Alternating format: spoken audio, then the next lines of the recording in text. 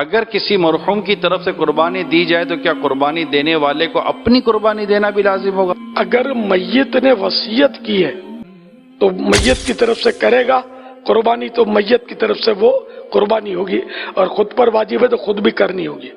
اور اگر میت نے وصیت نہیں کی اور ویسے ہی قربانی کر رہا ہے ایصال ثواب کے لیے، تو اس کی اپنی قربانی اس میں ادا ہو گئی، کہ ایصال ثواب تو سبھی کو کر سکتے ہیں۔ کس نے کہا ہے میرے والد صاحب کا انتقال ہو گیا ہے، کیا ہم ان کے نام کی قربانی کر سکتے ہیں؟ اس پر کیا طریقہ کار ہوگا؟ جی بالکل کر سکتے ہیں۔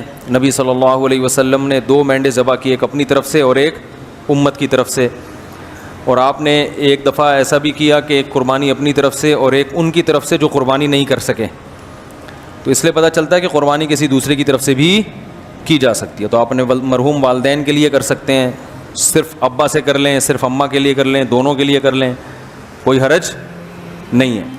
ہاں، اب دونوں کے لیے کریں گے تو کیا ثواب تقسیم ہو کے ملے گا دونوں کو؟ یہ ایک سوال ہے بھائی، سمجھ میں آ رہا ہے؟ بھائی ایک بکرا، ایک دمبا یا گائے کا ایک حصہ آپ کے مرحوم والدین دونوں کے لیے کر لیا آپ نے، تو کیا آدھا آدھا دونوں کے لیے ہوگا یا دونوں کو پورا پورا ثواب ملے گا؟ اس میں علماء کی 2 رائے ہیں، کیونکہ اس کے بارے میں قرآن و سنت خاموش ہیں۔ صحیح ہے نا؟ ابے بھائی بکرا ایک ہے اور ہو رہی ہے مرحوم ابا اور اماں دونوں کی طرف سے، تو کیا آدھا آدھا ابا اماں کو ثواب پہنچے گا یا پورے پورے بکرے کا پہنچے گا؟ سوال سمجھ میں آئے گا تو پھر جواب سمجھ میں آئے گا نا۔ تو اس میں علماء کی 2 رائے ہیں، کیونکہ قرآن و حدیث جہاں واضح نہیں ہو تو پھر اجتہاد ہوتا ہے نا۔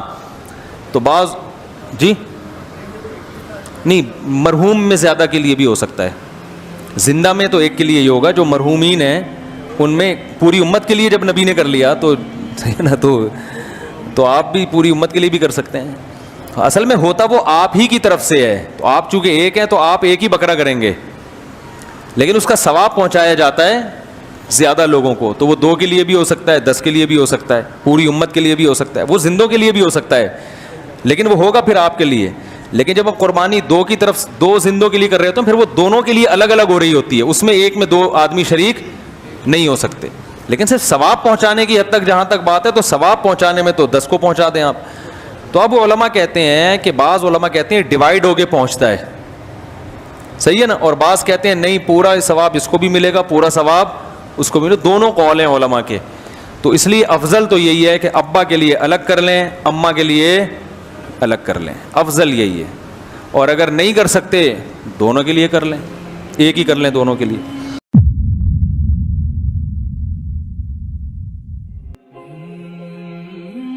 میت کے تعلق سے قربانی ہے، چاہے نبی اکرم صلی اللہ علیہ وسلم کے نام سے ہو یا دیگر لوگوں کے نام سے، اس کا کیا مسئلہ ہے؟ دیکھیے اللہ کے رسول کا نہیں، میں ایک عام بات میت کے تعلق سے کر دیتا ہوں۔ میت کے نام سے قربانی کے تعلق سے علماء سلف میں اختلاف ہے، کیا جائے گا یا نہ کیا جائے گا۔ اس معاملے میں جو ان کی رائے ہے وہ یہ ہے کہ اگر میت کے نام سے قربانی کی جاتی ہے تو قربانی کا ثواب تو اس شخص کو ملے گا جس نے کی، اس قربانی کا گوشت تو استعمال نہیں کریں گے اور صرف غریبوں میں بانٹیں گا، اس غریبوں میں گوشت بانٹنے کا ثواب ملے گا اس میت کو۔ بات سمجھ رہے آپ؟ سلف میں اختلاف ہے، اور اختلاف میں پہلے علماء کی رائے یہ ہے کہ جو قربانی میت کے نام سے ہوں گی ثواب میت کو نہیں، ثواب کرنے والے کو ملے گا جس کا پیسہ تھا، اور وہ شخص جس کے نام سے کی جا رہی ہے وہ گوشت کو اگر لیتا ہے اور پورے گوشت کو تقسیم کرے گا غریبوں میں، تو گوشت کو تقسیم کرنے کا ثواب ملے گا، اس لیے کہ میت کو اگر کھانا کھلایا تو ثواب ملتا ہے، میت کے نام سے پیسے دیا صدقہ تو ثواب ملتا ہے، تو میت کے نام سے گوشت دیا تو ثواب تو ملے گا۔ سمجھ رہے ہیں بات کو؟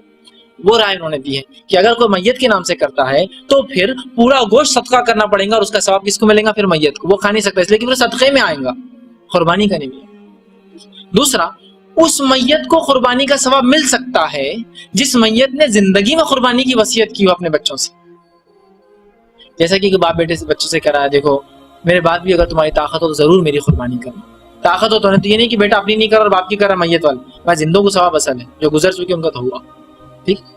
تو پھر سمجھ لو بچہ سوچ رہا ہے کہ بھائی میرے پاس طاقت تو ہے، آج والد کی بھی کر دیتا ہوں، تو کوئی مسئلہ، اس لیے کہ والد نے یا میت نے مرنے سے پہلے وصیت کی تھی، تو وصیت جو کر جائے اس کی آپ کر سکتے ہیں۔ دوسرا، تیسرا، نبی اکرم صلی اللہ علیہ وسلم کے نام سے حصہ ڈالتے ہیں بھائی کا جو سوال تھا، اور ہوتا یہ کہ جانور میں 6 حصے ہوتے ہیں ہمارے پاس ہندوستان میں، بڑے جانور، ایک تو رسول اللہ کا رہتا ہے، پھر 6 لوگ مل کے 7 حصے اسپانسر کرتے ہیں، मतलब एक हिस्से में सब कुछ 6 लोगों को थोड़ा थोड़ा पैसा डालना पड़ता। 2500 का हिस्सा 250 रुपए एक्स्ट्रा डालो, चूंकि रसूलुल्लाह का भी हिस्सा है, 7 लोग 250 डाल के एक हिस्सा बना। इसका क्या मतलब? रसूल अकरम सल्लल्लाहु अलैहि वसल्लम ने उम्मत से कभी भी कुर्बानी करने की वसीयत नहीं की थी। जो रिवायत मिलती है अबू दाऊद की, अली बिन अबी तालिब रजी अल्लाह अन्हु उसके रावी है, वो फरमाते हैं हदीस लेकिन ज़ईफ है, फिर भी बयान कर रहा हूँ जो कि वजह बनती है लोगों की कुर्बानी की। अगर उसको बहस की हद तक मान लिया है सही, तो भी उससे क्या बात निकलती है वो रखना चाह रहा हूँ। बहस की हद तक सही मान भी लिया जाए तो उससे क्या बात निकलती है वो रख रहा हूँ आपके सामने। पहले हज़रत अली रजी अल्लाह रसूलुल्लाह, हदीस में अल्फाज है कि रसूलुल्लाह की वफात के बाद भी एक जानवर ज़ुबह करते थे। किसी ने कहा अली तुम ज़ुबह क्यों करते हो?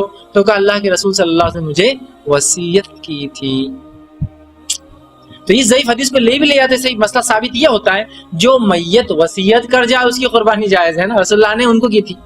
कभी हज़रत अबू बकर ने कुर्बानी की अल्लाह के रसूल की, जबकि हज़रत आयशा जिंदा थी रज़ी अल्लाह अन्हा, वो बीवी थी अल्लाह के रसूल की, ये ससुर है, दोनों ने किया कभी। उमर इब्न खत्ताब रज़ी अल्लाह अन्हु जिंदा थे जो आपके ससुर थे, उनकी बेटी हफ्सा जो अल्लाह के रसूल की बीवी थी वो भी जिंदा थी आपकी वफात के बाद, दोनों ने किए कभी कि मेरे शौहर को सवाब पहुंचे, मेरे दामाद और मेरे नबी को सवाब पहुंचे। उस्मान इब्न अफ़्फ़ान रज़ी अल्लाह जो कि आपके 2 मरतबा दामाद बने, आपने कभी अपने ससुर के लिए किया क्या? खाली अली रज़ी अल्लाह कर रहे हैं। अली रज़ी अल्लाह की वफात के बाद किसी और ने किया कि हसन हुसैन और दीगर ने रज़ी अल्लाह अन्हुमा? नहीं। तो पता चला अगर इस ज़ईफ रिवायत ले भी ली जाए तो पता चलता है जो मैयत वसीयत करे उसके तरफ से कुर्बानी हो सकती है, सबके लिए नहीं है। तो लिहाजा रसूलुल्लाह ने हमको वसीयत नहीं की है। कि सैयदना अली रज़ी अल्लाह तआला अन्हु कहते हैं कि आप सल्लल्लाहु अलैहि वसल्लम ने मुझे वसीयत फरमाई थी कि मैं हर साल एक मेंढा आप सल्लल्लाहु अलैहि वसल्लम की तरफ से कुर्बान करूं। तो 2 मेंढे सैयदना अली रज़ी अल्लाह तआला अन्हु दिया करते थे, एक अपनी तरफ से और एक आप सल्लल्लाहु अलैहि वसल्लम की तरफ से, आप सल्लल्लाहु अलैहि वसल्लम की वफात के बाद। तो इस हदीस में वही शरीक बिन अब्दुल्ला अल-क़ाज़ी जो हैं वो मुदल्लिस रावी हैं और अन से रवायत कर रहे हैं, और मुदल्लिस की अन वाली रवायत ज़ईफ होती है जब तक समा की तसरीह ना हो। सही मुस्लिम के मुकदमे में ये पेट रूल है, और यही रूल है जिसकी वजह से वो खतरनाक रवायत भी ज़ईफ साबित होती है जो मुस्नद इमाम अहमद में है और अल अदबुल मुफरद इमाम बुखारी की उसमें भी मौजूद है, और मिशकातुल मसाबी में भी इंटरनेशनल नंबरिंग के मुताबिक 4902 नंबर हदीस है। अब ये हदीस मैं इसलिए कह रहा हूं कि वो रवायत दर्ज है लेकिन ये ज़ईफ है कि आप सल्लल्लाहु अलैहि वसल्लम ने फरमाया जो शख्स अपने जाहली नसब पर फख्र करे तो उसको कहो कि अपने बाप का उज़्वे तनासुल काट के अपने मुंह में रख लो, और ये बात कनाए से ना करो, डायरेक्ट करो। वलियाज़ु बिल्लाह, आप सल्लल्लाहु अलैहि वसल्लम कभी ये बात नहीं फरमा सकते। व इन्नका लअला खुलुकिन अज़ीम, और बुखारी मुस्लिम की मुत्तफ़क़ुन अलैहि हदीस है, आप सल्लल्लाहु अलैहि वसल्लम में कवारी लड़कियों से ज्यादा शर्म व हया थी, ये हो ही नहीं सकता। तो उस रवायत में हसन बसरी मुदल्लिस है और अन से रवायत कर रहे हैं। अगर ये किसी ने सही माननी है फिर वो भी सही मानेगा। तो ये रवायत बिल्कुल ज़ईफ है,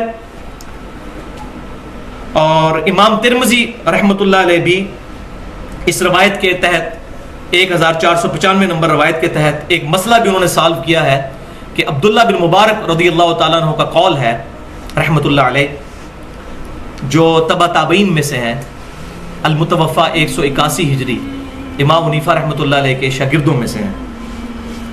वो कहते हैं कि मैयत की तरफ से कुर्बानी करना दुरुस्त नहीं है इस हदीस के कॉन्टेक्स्ट में। यानी उन्होंने अगर इस हदीस को लिया भी तो नबी सल्लल्लाहु अलैहि वसल्लम के साथ खसूसियत के तौर पे कि आप सल्लल्लाहु अलैहि वसल्लम की तरफ से चलो कुर्बानी कर दी। किसी को अगर ज़ौफ़ क्लियर नहीं उस हदीस का, कोई बिदअत का फतवा नहीं, आज भी वो कर लेता है जिसको ये बात पता नहीं है। हाँ, पता चल जाए फिर बचने में आफियत है, बिदअत का फतवा हम फिर भी नहीं लगाते। तो अब्दुल्ला बिन मुबारक कहते हैं कि मैयत की तरफ से कुर्बानी ना की जाए, अलबत्ता मैयत की तरफ से जो जानवर ज़बा किया जाएगा वो सदका फिर होगा। और फिर फरमाया कि इस सारे को ही कुर्बान जो किया हुआ जानवर है सारे को ही फिर सदका करना होगा, अपने पास नहीं रख सकते क्योंकि सदके का गोश्त है। और इसमें यह बात याद रखिए, ये बकरा भी फिर अलग से करना होगा। गाय में हिस्सा डाल दिया अगर 7 में से एक हिस्सा किसी और के लिए जो फौत शुदा है कि मेरे अम्मी अब्बू की तरफ से या फलां की तरफ से, तो सारों की कुर्बानी खतरे में पड़ गई। और ये बात समझ लीजिए, सही मुस्लिम की हदीस के तहत मैयत को 3 अमाल का सवाब पहुंचता है, उनमें से एक अमल यह भी है कि नेक औलाद के अमाल का सवाब भी पहुंचता है, उनकी दुआओं का सवाब पहुंचता है। दूसरा, इल्म की बात जो उसने अपनी जिंदगी में की वो मिलना भी चाहिए, और तीसरा सदका जारिया जो अपनी जिंदगी में कोई अच्छा काम किया। लेकिन ये जो बात है, तो ऑटोमेटिकली अगर हम कुर्बानी करते हैं, हमारे माँ बाप जिंदा हैं या फौत हो चुके हैं, उन तक सवाब पहुंचेगा, और पूरी उम्मत की कुर्बानी का सवाब आप सल्लल्लाहु अलैहि वसल्लम तक भी पहुंचेगा, क्योंकि आप सल्लल्लाहु अलैहि वसल्लम जरिए हिदायत बने हमारे लिए, इसमें कोई शक ही नहीं है। हमारे हर अमल का सवाब आप सल्लल्लाहु अलैहि वसल्लम के नामा अमाल में भी जाता है, अलग से करने की जरूरत नहीं है।